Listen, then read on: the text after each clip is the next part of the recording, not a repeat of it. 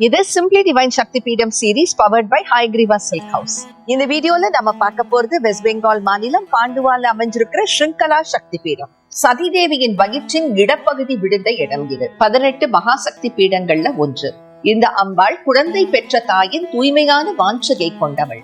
முன்னொரு காலத்துல ரிஷி ஸ்ருங்கர் என்ற இளம் முனியை அவரோட தந்தை உலக அனுபவம் எதையுமே காட்டாம தனித்தே வளர்த்து வந்தார்.